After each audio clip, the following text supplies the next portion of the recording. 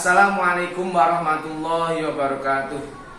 Perkenalkan, nama saya Muhammad Nur Rahman, Sarjana Pendidikan Agama Islam.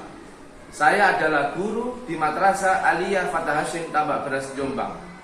Saya mahasiswa PPG dalam jabatan B2 Universitas Islam Negeri Maulana Malik Ibrahim Malang. Dan pada hari Kamis tanggal 27 Oktober tahun 2022 saya mengikuti ujian kinerja video praktek mengajar.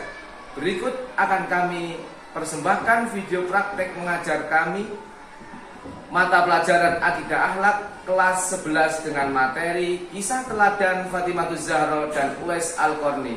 Selamat menyaksikan, semoga bermanfaat.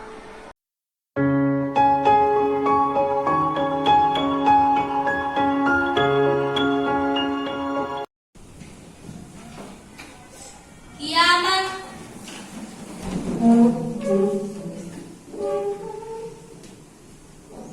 Ikraman. Assalamualaikum warahmatullahi wabarakatuh. Waalaikumsalam warahmatullahi wabarakatuh. Jurusan. Alhamdulillah ketemu Bapak lagi. Sekarang kita belajar tentang pelajaran Akidah Akhlak kelas 11 tentang keteladanan siapa? Fatimatuz Zahra dan juga Uwais Al-Qarni.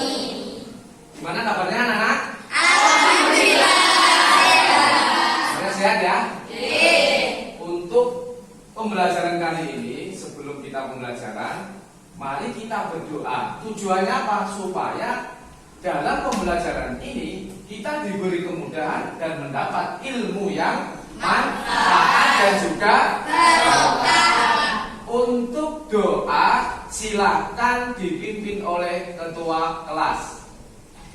Bismillahirrahmanirrahim. Bismillahirrahmanirrahim. Subhanakallahumma Subhanakallahumma Rabbana la ilma lana Rabbana la ilma lana illa ma 'allamtana illa ma 'allamtana innaka antal alimul hakim. innaka antal alimul hakim. Wa tub 'alaina Wa tub 'alaina innaka antat tawwabur rahim. innaka antat tawwabur rahim. Wa taqabbal minna Wa taqabbal minna innaka antas sami'ul 'alim. innaka antas sami'ul alim. Wa 'allimna min ladunka Wa 'allimna min ladunka ilman nafi'a ilman nafi'a ya dzal jalali wal ikram. ya dzal jalali wal ikram. Al-Fatihah.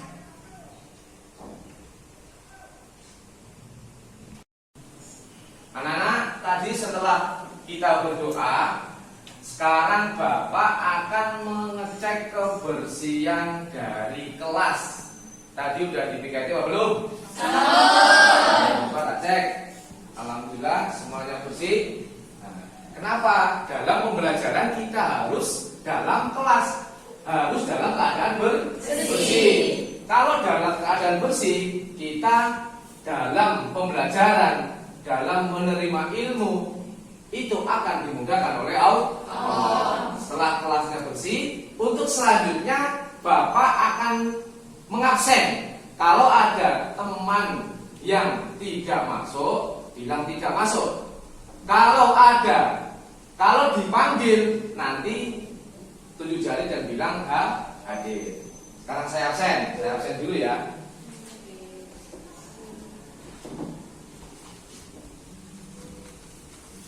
Untuk yang pertama, Elsa Fitria Rahayu. Hadir Bapak. Nomor 2, Eva Maisa. Hadir. Nomor 3, Fatia Arta Lestari. Hadir Pak. Nomor 4, Fitria. Hadir Pak. Selanjutnya Hani. Hadir Bapak. Alhamdulillah hadir semua nggih? Yeay. Hadir semua. Untuk sekarang selanjutnya adalah nanti kita akan mulai pembelajaran akikah akhlak tentang apa? Tentang keteladanan Fatimah Zahra dan Uwais Al-Qarni. Untuk selanjutnya, sebelum kita belajar tentang akikah akhlak, tentang sifat keteladanan Fatimah Zahra dan juga Uwais Al-Qarni, jadi kenapa sih kita kok harus belajar akikah akhlak, terutama dalam tema keteladanan atau sifat-sifat yang terpuji dalam Fatimah Zahra dan Uwais Al-Qarni, supaya kita bisa meniru sifat-sifat dari Fatimah Zahra dan juga Uwais Al-Qarni tentang akhlak-akhlak beliau, akhlak-akhlak yang bagus kita bisa menirukan, kita bisa mempraktekkan dalam kehidupan sehari-hari, tentang keteladanan, tentang kesederhanaan beliau berdua, atau tentang sifat-sifat yang terpuji dari Fatimah Zahra ataupun Uwais Al-Qarni. Itulah tujuan pembelajaran kita pada hari ini. Dalam pembelajaran akhlak kita harus tetap semangat, karena dalam pelajaran akhlak itulah yang paling utama. Akhlak atau adab itu yang paling utama. Dalam makalah al-adabu fawqal ilmi. Sebelum kita belajar ilmu apapun, kita harus mengedepankan akhlak atau mengedepankan akhlak yang terpuji, akhlak atau adab. Nah, setelah kita sudah mengetahui akhlak, tata cara akhlak sama guru, sama orang tua, baik di rumah ataupun di sekolah. Nah, setelah itu kita belajar, nanti kita akan dimudahkan oleh Allah. Tetap semangat, apapun, dalam keadaan apapun, dalam keadaan panas, keadaan dingin, mendung dan lain sebagainya, tetap harus semangat. Untuk selanjutnya adalah kita akan mereview pembelajaran kemarin. Pembelajaran kemarin tentang apa? Ayo. Adab berpakaian dan berhias. Yang kemarin, pelajaran kemarin tentang adab berpakaian dan berhias. Nah, dalam adab berpakaian dan berhias, nah, sekarang Bapak tanya pada kalian semua yang bisa tunjuk jari, apa doa dari bercermin? Ketika kita bercermin harus berdoa. Ayo, ada yang tahu? Saya Bapak.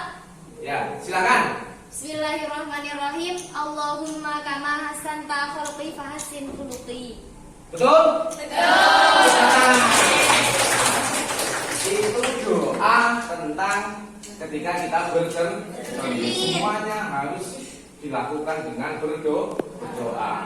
Kalau nggak ada yang hafal, ya tinggal kita doa dengan mengucapkan Bismillah. Tapi diusahakan harus hafal, karena kita pakai pakaian kan juga tiap hari, bukan tiap hari lagi. Satu hari, satu malam bisa ganti berkali-kali. Nah, sekarang yang nomor 2, apa doa dari ketika kita memakai pakaian? Saya Bapak. Ya, silakan. Allahumma inni as'aluka min khairihi wa khairi ma huwala wa a'udzubika min syarrihi wa syarri ma huwala. Betul? Betul. Nah, itulah doa ketika kita memakai baju atau memakai pakaian. Jadi untuk pembelajaran ini kemarin kita sudah belajar tentang adab berpakaian dan juga berhias. Kalian semua sudah tahu tentang bagaimana adabnya, bagaimana kita berpakaian, berhias. Kalau kita ke sekolah, kita berkunjung kemanapun, adabnya bagaimana, pakaian bagaimana, teman, kita sudah pelajari semua. Untuk selanjutnya, nanti kita akan melihat video. Sampai amati. Kalau ada permasalahan apapun nanti ditanyakan. Oke. ditanyakan, nanti ada video tentang Fatimatus Zahra dan juga Uwais Al-Qarni. Apapun nanti di dalam video sampean amati, ada permasalahan apapun sampean tanyakan. Nanti bisa didiskusikan. Nah, sekarang bikin kelompok. Nah, bikin kelompok menjadi 4. Silakan. Anak-anak, kelompoknya sudah dibagi. Sekarang kalian mengamati video sampean amati. Kalau ada keterangan sampean tulis, ada permasalahan apapun nanti sampean tanyakan. Permasalahan apapun tentang keteladanan dari Fatimatus Zahra dan juga Uwais Al-Qarni sampean nanti tanyakan. Ditanyakan apapun permasalahan sampean tulis kemudian tanyakan. Silakan amati video ini. Silakan.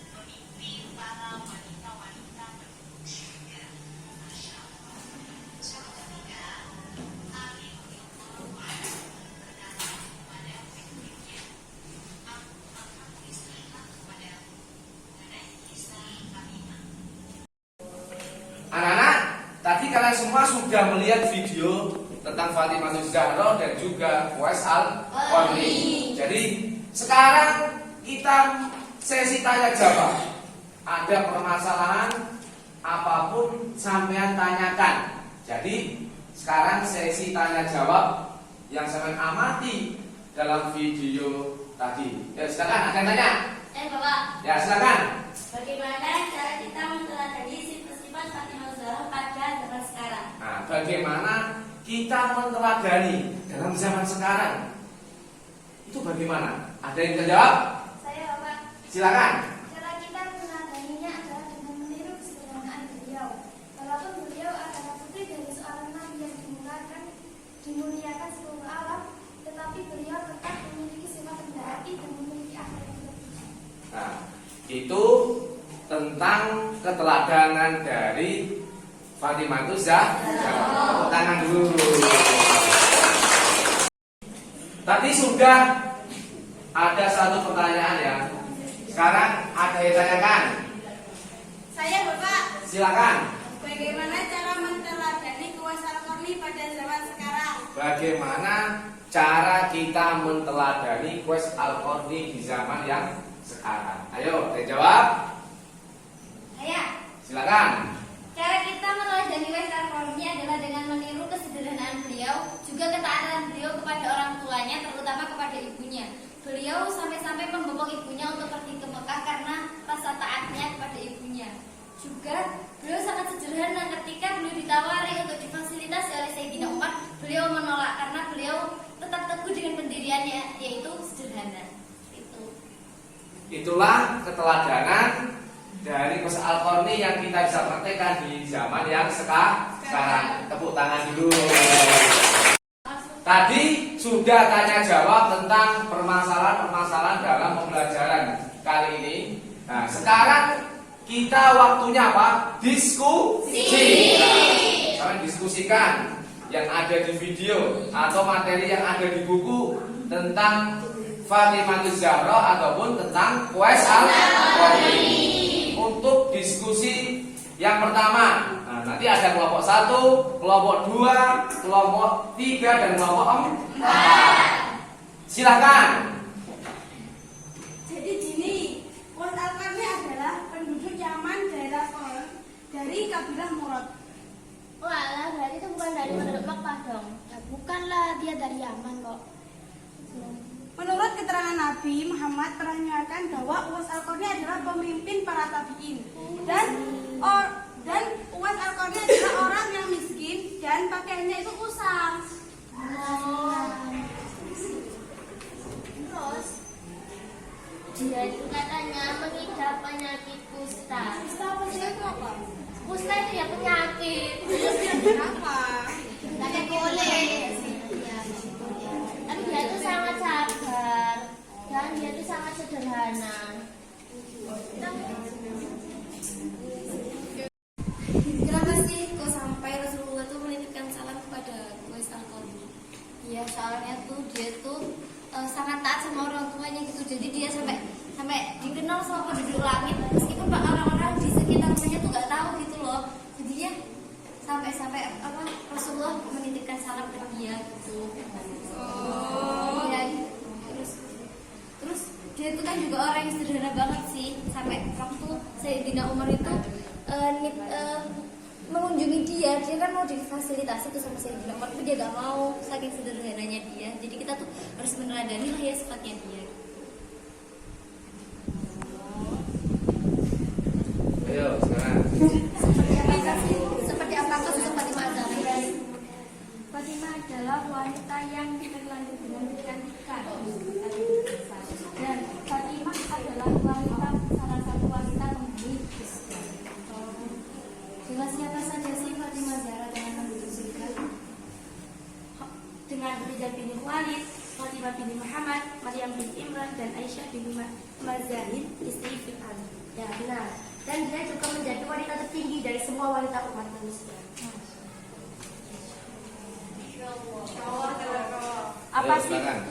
Apa sih keteladanan yang dapat kita ambil dari Fatimah Az-Zahra? Jadi teladan yang dapat kita ambil dari Fatimah Az-Zahra adalah tentang kehidupan rumah tangganya yang sangatlah sederhana. Walaupun beliau putri dari seorang nabi yang dimuliakan seluruh umat, beliau tetap memiliki sifat yang sederhana dan memiliki akhlak yang sangat terpuji. Ya, sampai Rasulullah SAW bersabda, barang siapa yang meragukan Sayyidah Fatimah Az-Zahra, maka dia juga meragukan Rasulullah SAW. Nah, maka dari itu Sayyidah Fatimah memiliki julukan yang sangat banyak. Anak-anak, sekarang kita presentasi. Jadi tadi sudah diskusi, sekarang presentasi. Nanti ada 3 kelompok yang akan mempresentasikan. Untuk sekarang adalah presentasi dari kelompok yang pertama. Silakan. Bismillahirrahmanirrahim. Assalamualaikum warahmatullahi wabarakatuh. Kami dari kelompok 1 akan mempresentasikan keteladanan tentang Uwais Al-Qarni. Yang pertama saya akan membacakan biografi tentang Uwais Al-Qarni. Uwais Al-Qarni adalah penduduk Yaman, daerah Qarn dari kabilah Murad. Hidup sebagai anak yatim membuatnya sangat mencintai dan berbakti kepada ibunya. Uwais Al-Qarni pernah mengidap penyakit kusta, lalu berdoa kepada Allah Subhanahu wa taala sehingga diberi kesembuhan. Tetapi masih ada bekas sebesar dirham di kedua lengannya, sehingga itu menjadi ciri-ciri ia. Nabi Muhammad SAW pernah menyampaikan bahwa Uwais Al-Qarni adalah pemimpin para tabi'in. Suatu ketika Nabi Muhammad SAW berkata kepada Umar bin Khattab, jika kamu bisa meminta kepadanya untuk memohonkan ampun kepada Allah Subhanahu wa taala untukmu, maka lakukanlah. Ada sebuah cerita. Ketika Umar bin Khattab menjadi Amirul Mukminin, dia bertanya kepada para jemaah haji dari Yaman di Baitullah pada musim haji, apakah di antara warga kalian ada yang bernama Uwais Al-Qarni? Mereka menjawab, ada. Umar kemudian bertanya lagi, bagaimana keadaannya ketika kalian meninggalkannya? Mereka menjawab tanpa mengetahui derajat Uwais. Kami meninggalkannya dalam keadaan miskin harta, benda dan pakaiannya yang usang.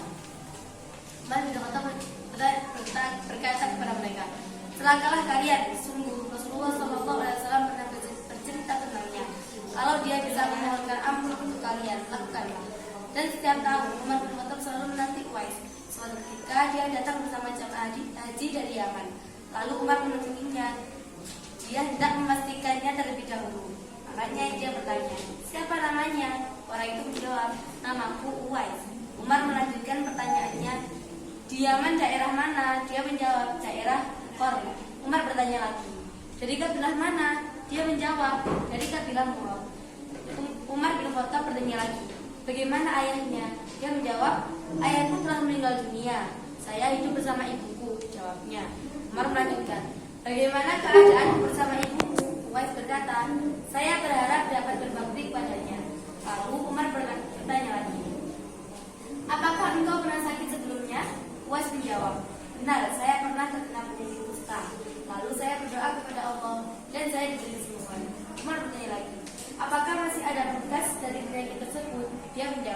Di lenganku masih ada bekas sebesar dirham. Dia memperlihatkan tangannya kepada Umar. Ketika Umar benar-benar melihat hal tersebut, maka dia langsung memeluknya seraya berkata, "Kaulah orang yang diceritakan oleh Rasulullah SAW. Mohonkanlah ampun kepada Allah Subhanahu Wa Taala untuk." Jadi kita bisa ambil teladan yang dari Uwais Al-Qarni. Uwais Al-Qarni adalah sosok pribadi yang sangat sederhana. Hidupnya tidak bergelimang harta. Ujian hidup yang dialami diterima dengan ikhlas dan tidak meninggalkan usaha serta kerja keras untuk keluar dari ujian itu. Termasuk ketika diuji oleh Allah penyakit kusta. Anak-anak tadi sudah presentasi dari kelompok 1. Ada yang tanyakan? Saya, Pak. Kenapa Uwais Al-Qarni lebih terkenal di langit daripada di bumi? Nah, itu pertanyaan kenapa Uwais Al-Qarni itu lebih terkenal di langit daripada di bumi. Silakan jawab. Uwais Al-Qarni lebih terkenal di langit karena salah satunya adalah karena ketaatannya kepada ibunya yang sangat-sangat taat. Juga ketika ia berbuat kebaikan tidak pernah diketahui oleh orang lain, sehingga hampir di daerahnya itu tidak ada yang mengenalnya. Namun dia terkenalnya di langit atau di alam malakut, para malaikat yang mengenalnya. Tepuk tangan dulu. Kami di sini akan menjelaskan tentang keteladanan sosok Fatimah Az-Zahra. Nah, Sayyidah Fatimah ini adalah salah satu putri Nabi Muhammad SAW. Siapa sih yang nggak tahu tentang sosok Nabi Muhammad SAW? Nabi Muhammad adalah seorang khalifah yang menjadi pemimpin umat Islam. Sebagai anaknya pemimpin, siapa yang nggak tahu tentang anaknya pemimpin? Yaitu Sayyidah Fatimah. Sayyidah Fatimah ini adalah wanita yang sangat sederhana dan bagus, cantik, bagus wajahnya, bagus juga akhlaknya. Keistimewaan beliau ditandai dengan julukannya, yaitu 1. Az-Zuhra, yang artinya cemerlang. 2. Batul, yang artinya perawan. 3. Kanis, yang artinya terpelihara. 4. At-Thahir, yang artinya suci. Dan banyak lagi julukan yang mereka berikan. Beliau juga menikah dengan Ali bin Abi Thalib dan lahirnya 3 putra, yaitu Hasan, Husain, dan Muhsin, yang meninggal ketika masih kecil. Mengenai keutamaan Fatimah Az-Zahra, Fatimah adalah salah satu wanita penghuni surga. Seperti sabda Rasulullah SAW, tokoh penghuni surga adalah Khadijah binti Khuwailid, Fatimah binti Muhammad, Maryam binti Imran, dan Aisyah binti Muzahim, istri Fir'aun. Hadis riwayat Ahmad. Fatimah sangat terkenal di dunia Islam karena hidupnya paling dekat dan paling lama dengan Rasulullah. Rasulullah sendiri sangat menyayanginya. Nah, sekarang itu presentasi dari kelompok 2. Sekarang ada yang ditanyakan? Saya Bapak. Silakan. Apa sifat-sifat Fatimah yang bisa diikuti dan bisa diperhatikan dalam kehidupan sehari-hari? Apa sifat-sifat dari Fatimah Az-Zahra yang kita bisa ikuti dalam kehidupan sekarang? Silakan dijawab. Sayyidah Fatimah itu wanita yang sangat sederhana dan mandiri.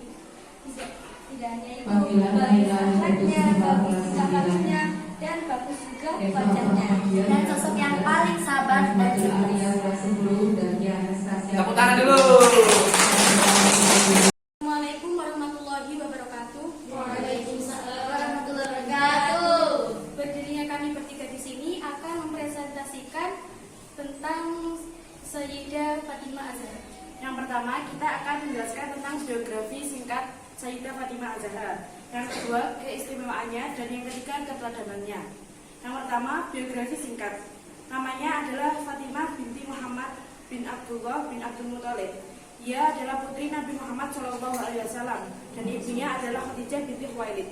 Mengenai kelahirannya, para ulama berbeda pendapat. Ada yang mengatakan bahwa Fatimah lahir ketika Nabi Muhammad berusia 41 tahun.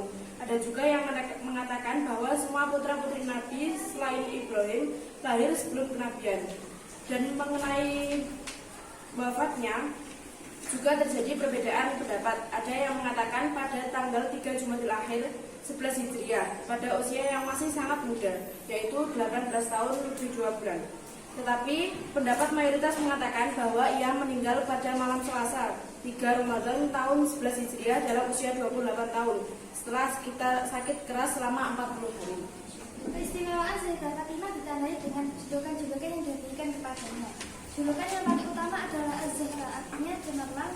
Yang kedua, batul artinya perawan. Yang ketiga, kanis artinya terpelihara. Yang keempat, at-thayyirah yang artinya suci. Yang kelima, Ummu al-Aiman artinya ibu para imam. Dan banyak sekali julukan yang diberikan.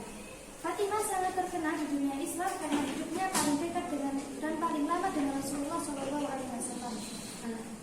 Kesimpulan dari presentasi hari ini adalah tentang keteladanan Sayyidah Fatimah Az-Zahra. Sayyidah Fatimah Az-Zahra memiliki akhlak yang mulia dan sifat sederhana, dan sangat mulianya Rasulullah sampai Rasulullah SAW bersabda, "Wahai Fatimah, tidaklah Anda puas menjadi sayyidah dari wanita sedunia, atau menjadi wanita tertinggi dari semua wanita umat ini atau wanita mukmin." Hadis riwayat Bukhari Muslim. Itu presentasi dari kelompok 3. Tepuk tangan dulu. Anak-anak tadi sudah presentasi. Dalam presentasi tadi sudah ada tanya jawab. Sekarang waktunya mengerjakan LKPD. Tadi kertasnya sudah dibagi ya? Sudah dibagi. Sekarang mengerjakan tugas LKPD yang ada di kertas tadi, yaitu nomor 1 sampai 10. Silakan dikerjakan sekarang.